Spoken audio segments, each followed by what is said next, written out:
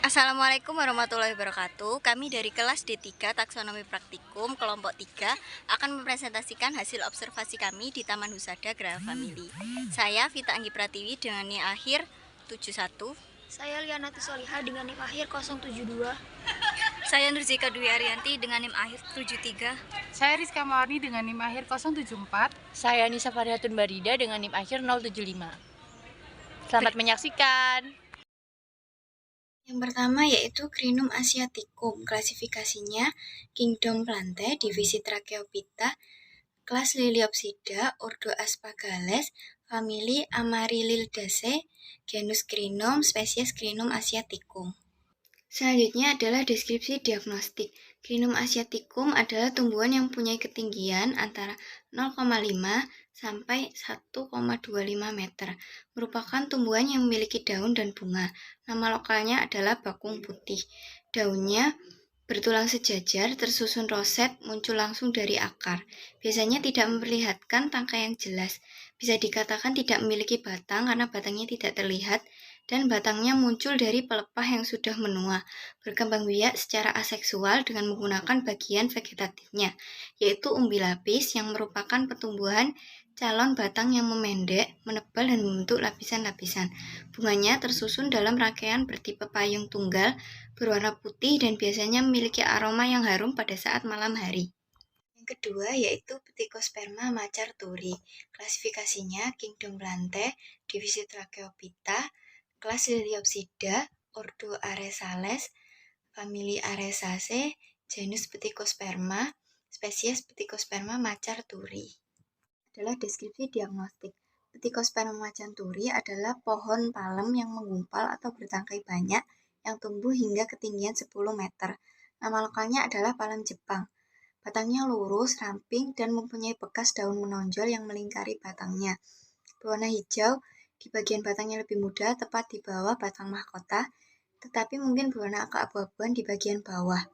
Daunnya menyirip kecil, memiliki anak-anak daun yang berpasangan, dan ujung anak daunnya bergerigi. Pelepah daunnya berupa selundang berumpun. Bunganya bertangkai dalam malai dan menggantung serta tersusun berpasang-pasangan. Buahnya berwarna merah cerah pada saat matang, dan sisa kepala putih menempel di salah satu permukaannya. Terdapat lapisan daging tipis di sekitar biji soliter dengan 5 alur memanjang di dalamnya. Lalu yang ketiga adalah Musa paradisiaca atau pisang. Klasifikasinya yaitu Kingdom Plantae, divisi Magnoliophyta, kelas Liliopsida, ordo Zingiberales, famili Musaceae, genus Musa, spesies Musa paradisiaca. Selanjutnya adalah deskripsi diagnostik. Musa paradisiaca adalah tanaman yang bersifat monokarpik, artinya hanya sekali berbuah dan sesudah berbuah akan mati. Tumbuhan ini berbatang cukup tinggi dan sebenarnya berbatang palsu atau pseudostem. Tingginya dapat mencapai 2-8 meter dengan daun yang panjangnya mencapai 3,5 meter. Tiap satu pohon dapat menghasilkan satu tandan buah warna hijau yang saat masak menjadi kuning atau merah. Tandan dapat terdiri atas 3-20 sisir yang masing-masing mengandung 20 biji pisang. Rata-rata satu tandan beratnya 30-50 kg. Daun pisang letaknya tersebar, helaian daun berbentuk lancet memanjang. Daun yang paling muda terbentuk di bagian tengah tanaman. Keluarnya menggulung dan terus tumbuh memanjang, kemudian secara progresif membuka. Pada bagian tulang tengah tanaman jelas disertai tulang daun yang nyata, tersusun sejajar dan menyirip. Yang keempat adalah Cordylin australis atau pandan Bali. Klasifikasinya yaitu Kingdom Plantae, divisi Magnoliophyta, kelas Liliopsida, ordo Liliales, famili Liliaceae, genus Cordylin, spesies Cordylin australis. Selanjutnya adalah deskripsi diagnostik. Pandan Bali atau Cordylin australis adalah tumbuhan hijau abadi endemik dari Selandia Baru. Tumbuhan ini memiliki cabang-cabang gemuk yang tumbuh dari batang intinya. Daunnya panjang dan berbentuk seperti pedang. Panjang rata-rata daun tersebut adalah 30-100 cm. Daun-daun tersebut tumbuh mengumpul di titik ujung cabang-cabangnya.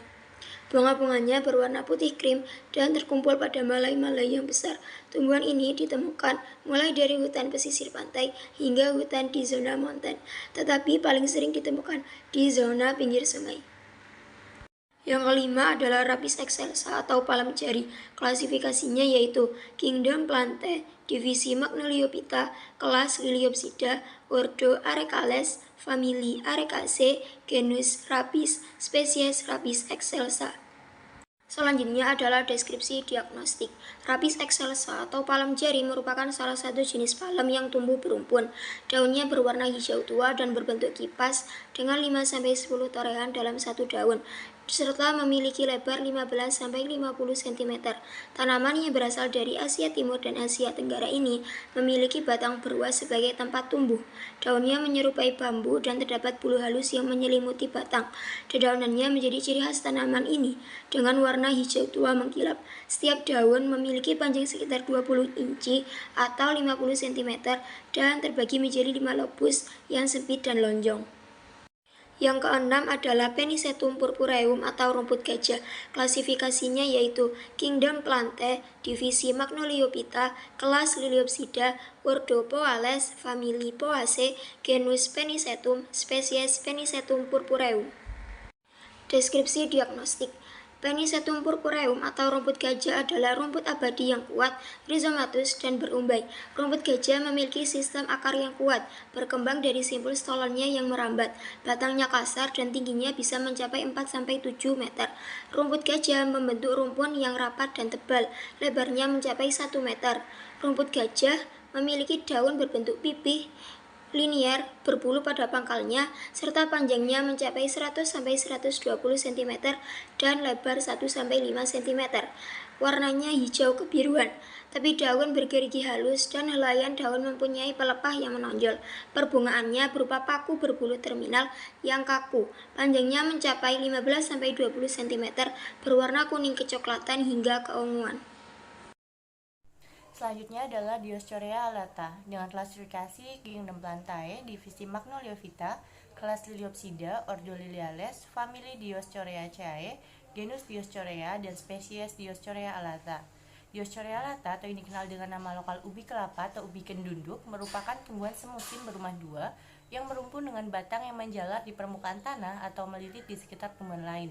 Panjang batangnya mencapai 10 meter, tidak berduri, tetapi ada yang berpintik di bagian dasar. Batang bersudut 4, bersayap nyata, berwarna hijau atau keunguan. Dioscorea alata memiliki daun tunggal bertulang daun melengkung, berwarna hijau atau keunguan. Helaian daun bulan telur dengan pangkal berbentuk jantung atau ujung meruncing panjang. Bunga Dioscorea alata merupakan bunga majemuk yang terletak di ketiak daun. Bunganya berbentuk bulir, bunga jantan bulir rapat, bunga betina bulir tidak rapat. Bunga jantan berwarna kuning atau kuning kehijauan, sementara bunga betina berwarna kuning saja. Ubi di bawah tanah memiliki bentuk dan ukuran bervariasi. Sistem perakaran Dioscorea alata berakar serabut. Selanjutnya yaitu Curcuma domestica Val dengan klasifikasi Kingdom Plantae, divisi Magnoliophyta, kelas Liliopsida, ordo Zingiberales, famili Zingiberaceae, genus Curcuma, dan spesies Curcuma domestica Val. Curcuma domestica atau yang dikenal dengan kunyit termasuk tanaman herba yang dapat tumbuh mencapai 100 cm. Curcuma domestica memiliki daun lengkap yang tersusun dari pelepah daun, gagang daun, dan helai daun. Daun tersebut tersusun secara berselang-seling mengikuti kelopaknya. Daun kunyit berbentuk lanset, dengan tepi daun rata, ujung daun meruncing, pangkal daun tumpul, pertulangan daun menyirip, dan permukaan daun kasar serta berwarna hijau. Kunyit memiliki batang semu yang bersifat basah, berbentuk bulat, dan berwarna hijau keunguan dengan permukaan licin. Batang kunyit memiliki percabangan monopodial. Sistem perakarannya termasuk akar serabut berwarna kuning kecoklatan. Bunga Curcuma domestica bersifat majemuk, berbentuk kerucut runcing berwarna putih atau kuning muda dengan pangkal berwarna putih. Setiap bunga mempunyai 3 lembar kelopak bunga, 3 lembar tajuk bunga, dan 4 helai benang sari. Bunga muncul dari ujung batang semu dan biasanya mekar bersamaan. Rimpang kunyit tumbuh dari umbi utama yang terbentuk bulat panjang, pendek, tebal, lurus, dan melengkung. Rimpang kunyit terdiri atas rimpang induk atau umbi kunyit dan tunas atau cabang rimpang. Yang selanjutnya adalah Salaka zalaka dengan klasifikasi Kingdom Plantae, divisi Tracheophyta, kelas Liliopsida, ordo Arecales, famili Arecaceae, genus Salaka, dan spesies Salaka zalaka. Salaka zalaka atau yang sering disebut dengan salak merupakan tanaman berhabitus perdu. Salaka zalaka memiliki daun berjenis daun majemuk menyirip dengan pelepah dan anak daun berduri panjang, tipis, dan berwarna duri kelabu sampai kehitaman. Anak daun berbentuk lanset dengan ujung meruncing dengan sisi di bawahnya keputihan oleh lapisan lilin. Batang menjalar di bawah atau di atas tanah membentuk rimpang. Buah yang tumbuh berkelompok di pangkal pohon memiliki ciri kulit bersisik berwarna coklat kemerahan. Buah bertipe buah batu berbentuk segitiga agak bulat atau bulat telur terbalik. Runcing di pangkalnya dan membulat di ujungnya. Tanaman salak termasuk golongan tumbuhan berumah dua, artinya pada satu tanaman hanya ada satu jenis bunga saja, jantan atau betina. Karangan bunga terletak dalam tongkol majemuk yang muncul di ketiak daun, bertangkai, mula-mula tertutup oleh serudang.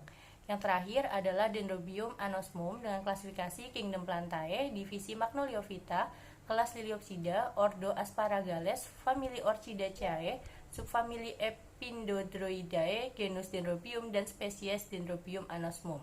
Dendrobium anosmum atau yang sering dikenal dengan anggrek hujan ungu merupakan salah satu spesies anggrek epifit yang biasanya menempel pada permukaan batang pohon dengan bentuk pertumbuhan menjuntai dan menggumpal. Dendrobium anosmum memiliki batang berkayu dan seringkali berkambium dengan pertumbuhan vertikal yang cukup panjang. Batangnya dapat bercabang atau tidak tergantung pada varietasnya.